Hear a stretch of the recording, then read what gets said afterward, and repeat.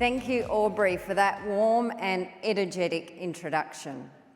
I'd like to welcome you in the traditional Māori language from New Zealand. Nau mai, haere mai.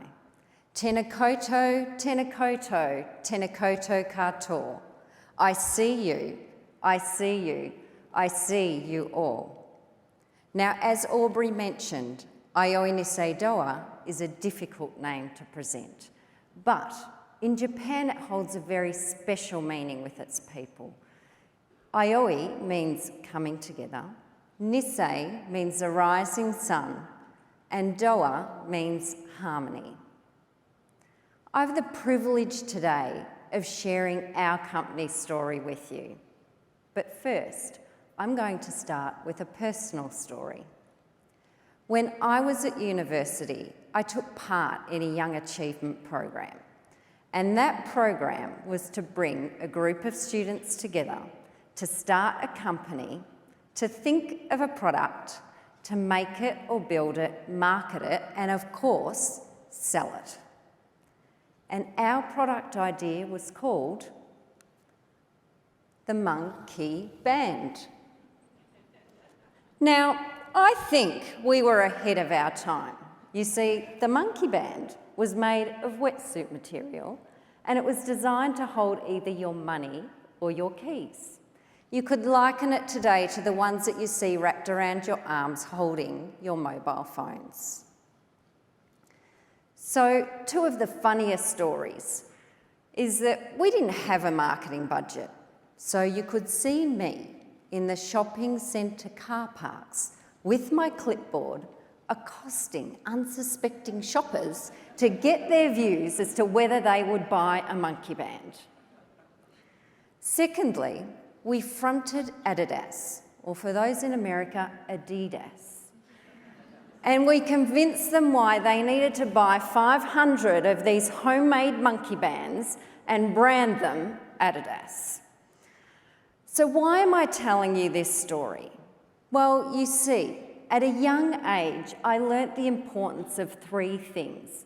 That is, to have a clear strategy, to understand the business benefits for your company and your customers, and also the importance of having a high energy and driven team to deliver success.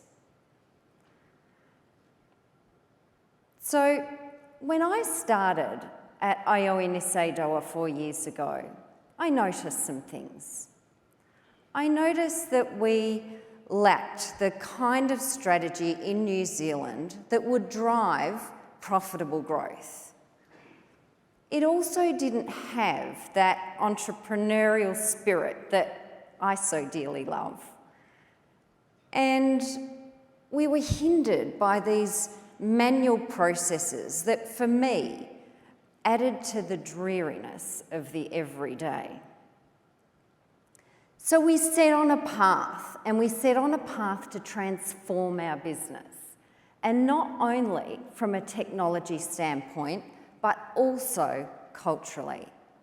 So what I'm going to share with you today is what you can achieve when you have those three things, like in the monkey band business: a clear strategy, some sound business benefits, and a high-spirited team. So a little bit about us in terms of who we are. So Aioi Nissay Dowa is part of a global entity known as MS&AD Insurance Group. We're one of 45 countries around the world. We have about $46 billion in premium, and we're the 8th largest P&C insurer around the world. Aioi Nissay Dowa has a long history of 133 years, but in New Zealand, we've got a very short history of just 22 years. We work with partnerships, and we work within our local communities, and two of the major partnerships are Toyota, world's leading car manufacturer, and Nippon Life Insurance, a life insurance company. Aioi Nissay Dowa is responsible for the non-life components of insurance.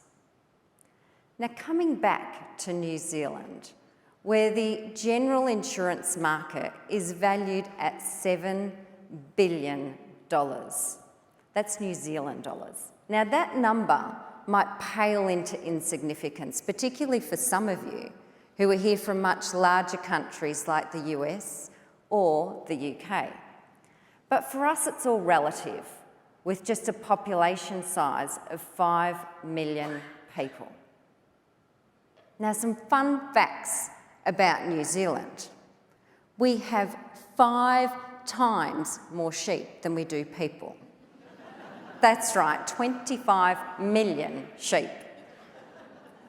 We have a flightless bird known as the kiwi, and often New Zealanders are endearingly called Kiwis. We're also home to the world's greatest rugby team known as the All Blacks, who have won 80% of all their test matches over the last 120 years. But if you're a rugby fan, do not look at the last 3 months' performance. It hasn't been quite so stellar. It's a beautiful country and it's packed with beautiful beaches, the mountains, hot springs, and plenty of snow for skiers and boarders. If you're looking at the picture on the bottom right-hand side, that is a hot spring, but that one might be a little too warm to dip your toes into. Also home to the Lord of the Rings, which grossed $1 billion globally. So when I first started, I asked myself 2 questions. How big is the market and how big are we? So I already mentioned that the New Zealand market is worth 7 billion New Zealand dollars. And of that, I had just $19 million worth. We also had about 20,000 policies. They were motor vehicle insurance risks, out of a total market size of 4.3 million vehicles driving on New Zealand roads. I realised we had plenty of opportunity. So given this, we wanted to create our strategy. We wanted to create a strategy that would drive some profitable growth. And so we started looking to our external environment. And what we saw were traditional dealerships moving to more like dealerships that were, say, shop fronts with cafes. We also saw these concepts coming alive, like embedded insurance with telematics and also driverless vehicles. So after working hard on our strategy, we landed in strong alignment with our head office. We wanted to create shared value, and we created shared value by digital experience. It was all about creating exceptional experience for our customers. We wanted to take our traditional insurance products to next level insurance products through digital experience. Something that's passionate to me. I wanted to innovate. We wanted to be innovative. And I wanted to bring that entrepreneurial spirit to our organisation. And of course, financial performance. We wanted to create sustainable growth. We were ready. We were ready to deliver on this strategy. But there was one glaringly obvious issue. We had a legacy system and we couldn't scale. We couldn't create digital experiences for our customers, and nor were we innovative. We needed the intelligent use of technology. Now, some of you may have read the book by Jim Collins called Built to Last. And in that book, it describes what sets visionary companies apart from others. It also has this concept of the BHAG. And the BHAG stands for the big, hairy, audacious goal. Now, these are powerful mechanisms to stimulate growth, and they're supposed to fall well outside our comfort zone and stretch the organisation. So what was our BHAG? Well, our BHAG was to replace every system with a vision of cloud first. Now, for most organisations, just replacing their core insurance system would be a big enough BHAG on its own. But no, we decided to replace 8 systems within 2.5 years. So of course our 2 major systems being the core insurance system, which we upgraded to the full insurance suite of the Guidewire Cloud, and our document production system to smart communications, we delivered these within 12 months.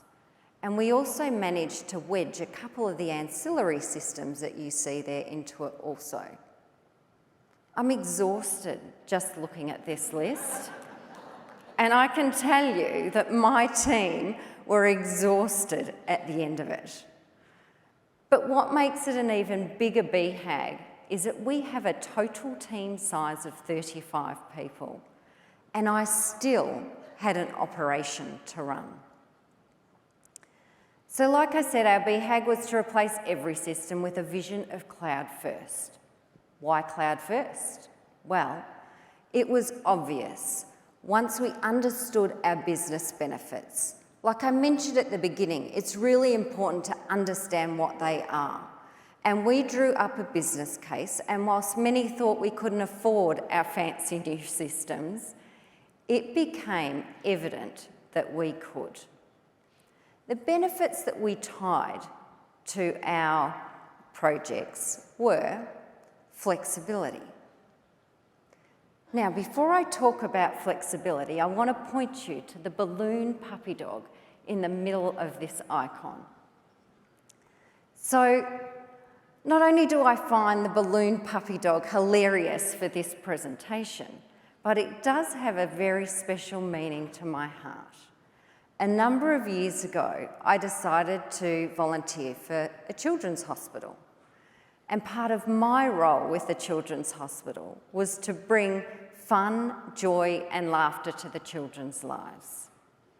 So I became very good at making these balloon puppy dogs. And what surprised me the most was, even in the difficult circumstances that the children faced, how flexible and adaptable that they were, and how much fun and enjoyment they could have in the moment.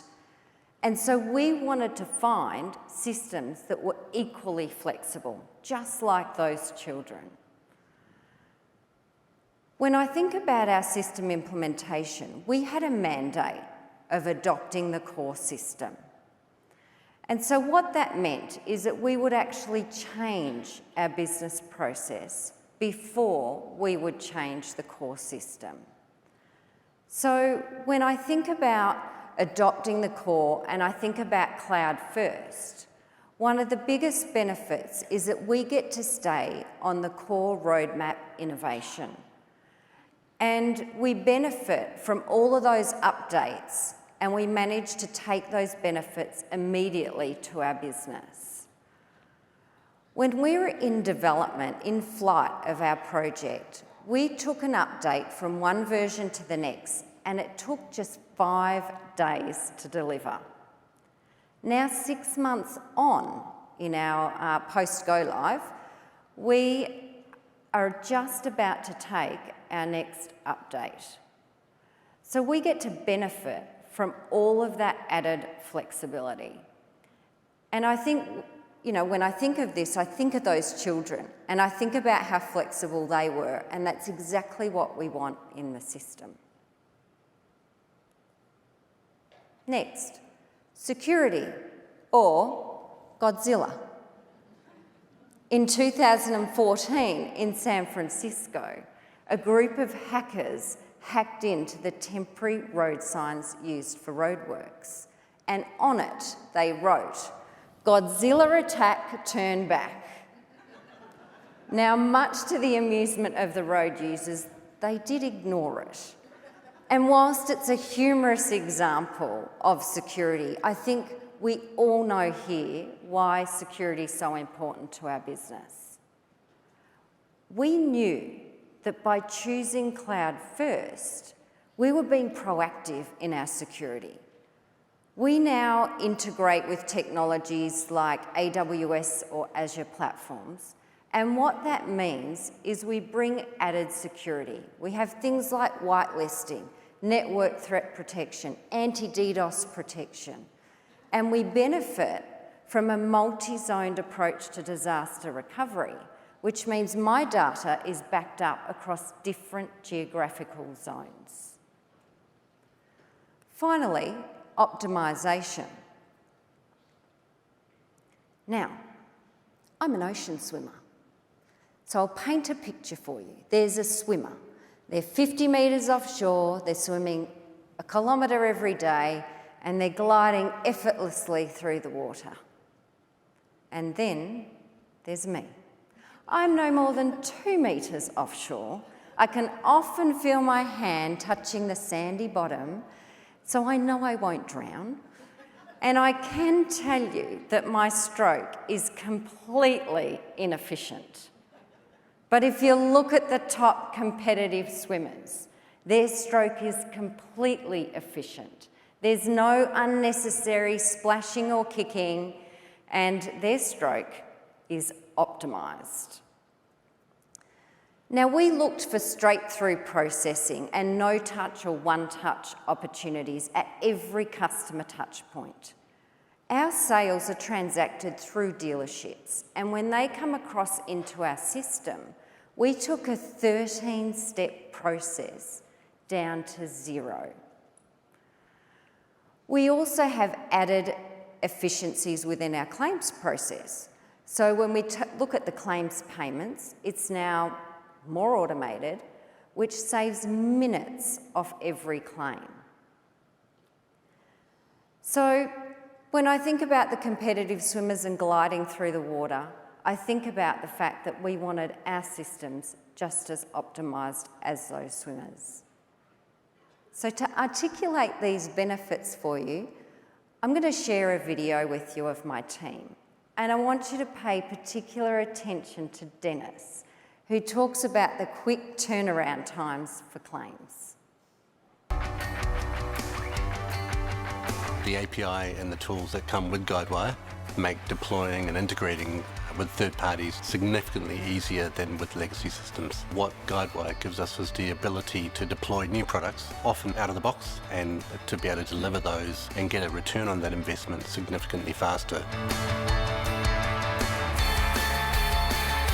The biggest change since integrating with Guidewire would be efficiency itself. We're able to work a lot faster. The process of renewal back then was we'd always have to communicate with customers. Now, with Guidewire involved, we don't need to go through all the manual process.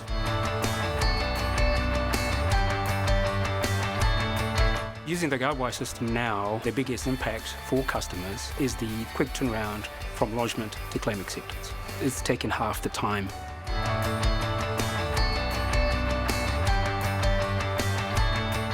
Now, with a few clicks, I can see where my team is at, which of my team needs support, and which claims we need to progress really quickly. The ability to access that information by a few clicks is massive, is a game changer.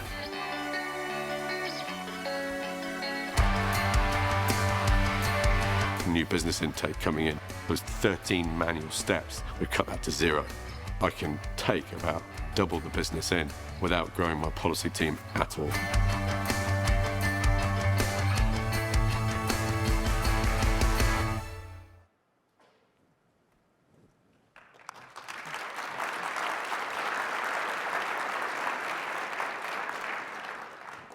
Now, just secretly, Dennis also tells me that he loves the fact that all the claims information is on one screen, so he understands exactly where a claim is at first glance.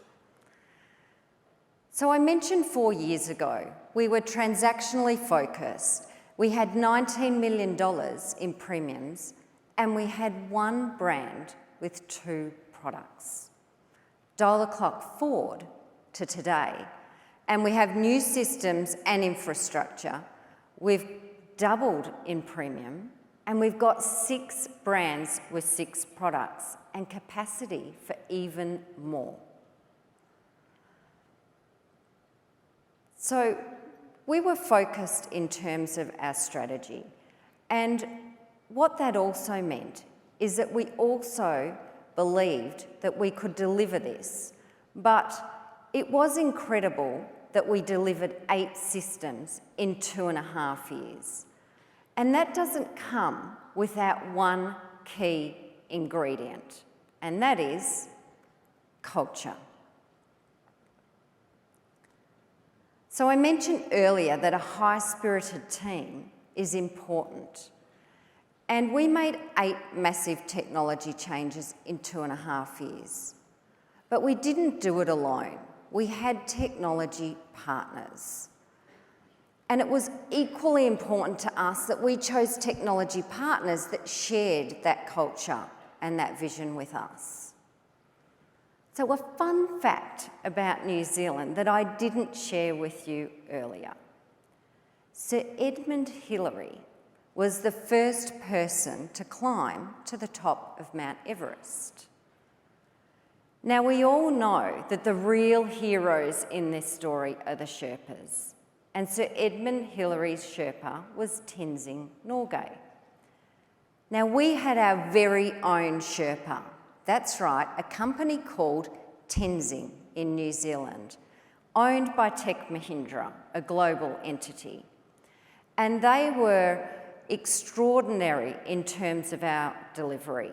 Their team worked extremely hard, and of course they delivered results because they delivered our upgrade within 12 months. We also had Smart Communications. Smart Communications delivered us our document production system, and they were the experts in this. They put into the hands of the business the documents and the production of them, which means now when I start a new brand or a new product, we can do that ourselves. And finally, of course, Guidewire. I knew from my first phone call with Guidewire that our cultures were completely aligned, and it's with their drive and their determination that our projects were successful. But I still think it's really incredible to know that we had a team of 35 people, and of course, most of them were running my business. And there are 3 key important components for me that drives culture and drives technology projects, and they are: be prepared. It's important to be prepared. We spent 2 years understanding our business requirements because we were looking for a technology system, so we used that time wisely. It's also important to communicate and collaborate across teams. And the reason for that is that there are problems every single day in technology upgrades, and you need a team that's willing to work through those because at the end of it, they need to make decisions. You remember earlier I referred to the book called Built to Last by Jim Collins. Well, there is a second book in that series, and it's called Good to Great. It talks to the people strategy, and it says, put your best people on your biggest opportunities and not your biggest challenges.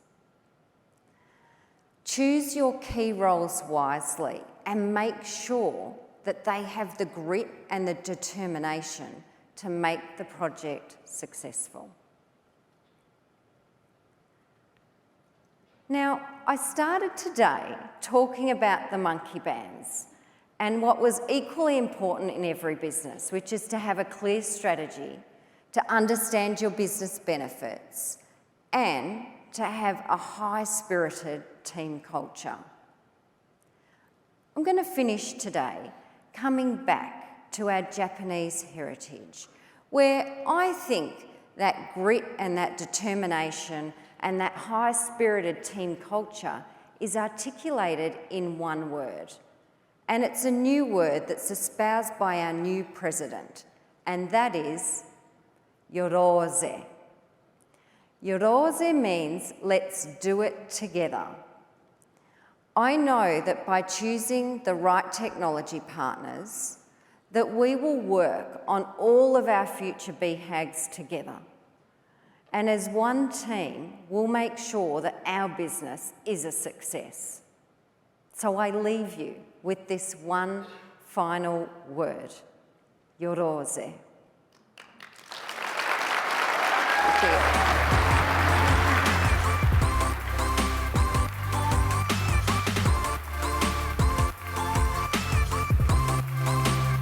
Wonderful, wonderful. Yorose. So, as we get ready to go to the break, I got homework for you. Identify your BHAG. What is your big, hairy, audacious goal? And once you identify it, yorose, let's do it together. We'll see you back here. Let's be back at 11. Enjoy the break, everyone. Thank you.